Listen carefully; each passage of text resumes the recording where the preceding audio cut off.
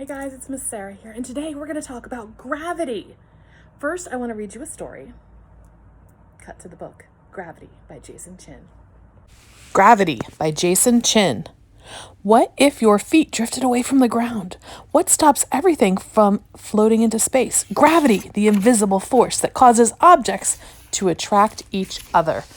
Gravity makes objects fall, like that book did, to the earth.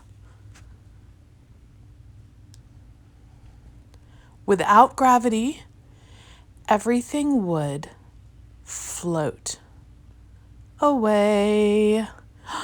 Look at all that stuff that's floated off into space. The moon would drift away from the earth. The earth would drift away from the sun.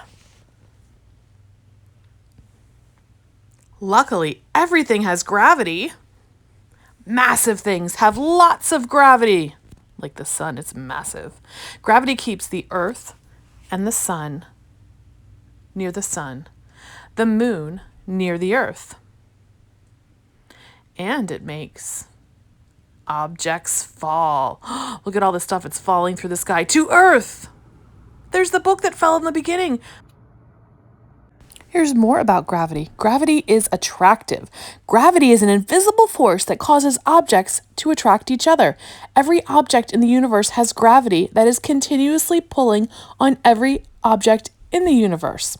When you jump into a pool, the Earth's gravity is what pulls you down toward the water. More mass, more gravity. The gravity pulling any two objects together is determined by the mass of both objects. The greater the combined mass, the stronger the gravity. For this reason, the force of gravity between Earth and the sun is stronger than the force of gravity between the moon and the Earth. Weaker with distance. An object's gravity extends infinitely, but it becomes weaker with distance. Near its surface, Earth's gravity is strong enough to keep you on the ground, but millions of miles away, its gravity becomes so weak you wouldn't even notice it. Even though the gravity of all the stars in the universe is pulling on you, you can't feel it because they are much too far away. Mass matters. Mass is the amount of matter or stuff that makes up an object. Mass can be measured by weighing objects. Heavier objects have more mass. Often, larger objects have more mass than smaller objects, but mass is not the same as size. A big box of air has less mass than a small box of bricks because there is more matter in the box of bricks. The measure of gravity. Weight is the measure of Earth's gravity pulling on objects. Since mass determines the amount of gravitational pull on an object, objects with more mass weigh more. Take an elephant and a mouse, for example. The elephant has more mass, so the gravitational pull on it is stronger. And since the pull on it is stronger, it weighs more than the mouse. Gravity keeps it all together.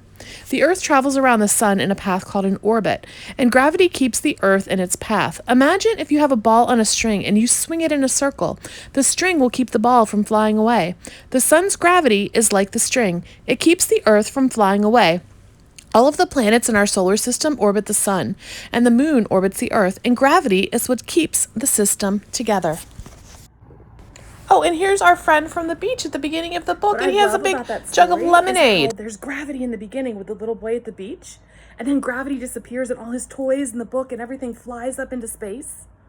And then at the end, when gravity returns, his book and little astronaut guy, they all land at the lemonade stand, and the little boy that was at the beach gets the lemonade. I love how that happened.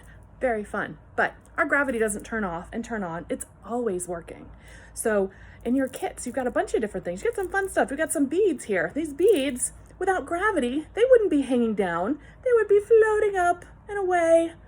Gravity is what leaves them on your head when you put them around your neck and lets them lay there. Gravity is also what's going to make the necklace fall. Also, gravity doesn't care if you're light like a little cotton ball and fluffy, or if you're heavier like these blocks.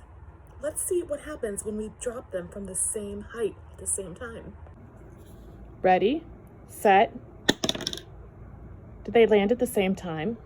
Let's watch it in slow motion.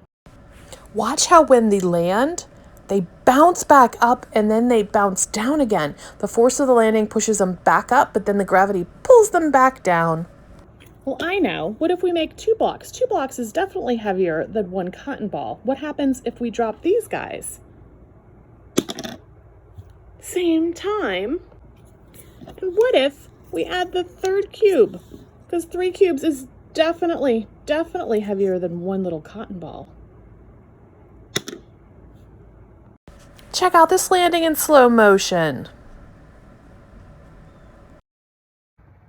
So it's the gravity on our Earth that is pulling on our necklaces, on the cotton ball, on those little blocks, and that pulls with the same force to everything. That's why objects, even if they're lighter or heavier, are going to fall at the same speed. Now, we're going to do a little experiment that kind of seems like it's going to defy gravity. You've got a whole bunch of noodles. We're going to take all those noodles and string them onto that really long piece of string. You're going to end up with like 10 feet of noodles. Are you ready? First thing you want to do is tie a noodle to the end of the string and then thread them all, as many as will fit on there, and tie it really tight at the end. So once you've strung all your noodles, you're going to have to tie another knot at the very end. It might be a little tricky. Probably have to loop it around a little bit. Get a grown-up to help you tie a knot. You want to have it as tight as possible. You don't want your string to be too wobbly in the middle. You want it tight with tension so there's not a lot of gaps. Then you need to find yourself a bowl. Any kind of a round bowl that will fit all of your noodles, and you want to loop them into your bowl, kind of like a circle, looping them around, like this.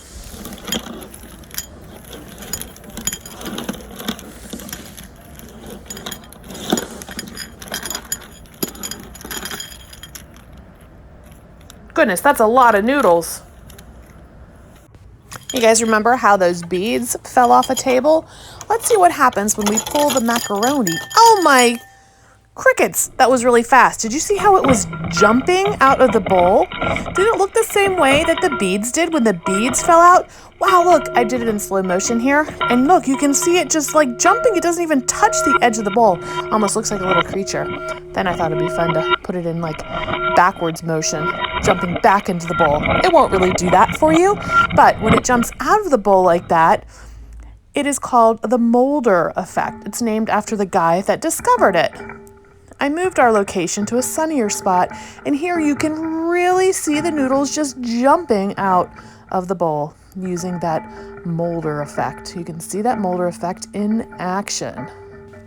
Now it's really important that the string is tight. If the string is too loose, you'll end up with gaps between your rigatoni, and it won't work quite the same. You can see some of the gaps in the string at this part in the beginning. Oh, look, and it almost gets caught up until they all start jumping off afterwards.